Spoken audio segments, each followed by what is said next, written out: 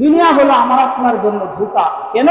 আমি আপনি এই দুনিয়ার মাধ্যমে আখিরাত উপার্জন করব, কিন্তু এই দুনিয়ার মোহে পড়ে আমি আপনি আখিরাতকে ভুলে যাই। কথা ঠিক কিনা? আমি আপনি এই দুনিয়ার মোহে পড়ে, যেই দুনিয়া তো এমন একটি সমুদ্র, বিশাল সমুদ্র, সমুদ্রের মধ্যখানে যখন আপনি একটি সুই রাখেন, এই সুই থেকে মাত্র সামান্য পানি আসে, সামান্য বিন্দু পানি আসে, আর এই পানি হইল দুনিয়ার পানি। অর্থাৎ এই যে বিশাল সমুদ্র হলো কাল আখিরাত, আমার আপনার যে আখিরাত রয়েছে, বিশাল সমুদ্র হলো আখিরাত।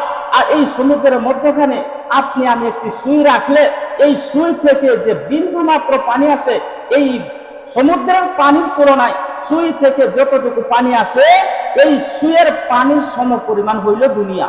আখিরাতের তুলনায় আখিরাতকে আপনার নবী, আমার নবী সাইয়্যিদুল মুরসালিন রাহমাতাল লিল আলামিন উপমা দিয়েছেন, উদাহরণ দিয়েছেন। আখিরাত হলো বিশাল সমুদ্রের মতো, আর এই দুনিয়া হলো বিশাল সমুদ্রের মধ্যখানে একটা সুই ঢুকানোর পর সামান্য মাত্র পানি যে আসে, এই পানির সম পরিমাণ।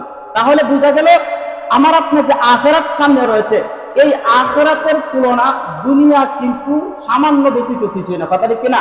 সমুদ্রের মাঝখানে যখন সুই রাখা হয়, সুইয়ের মধ্যে একটু বিন্দু পানি আসে। কথা ঠিক কিনা? মাত্র বিন্দু পানি আসে।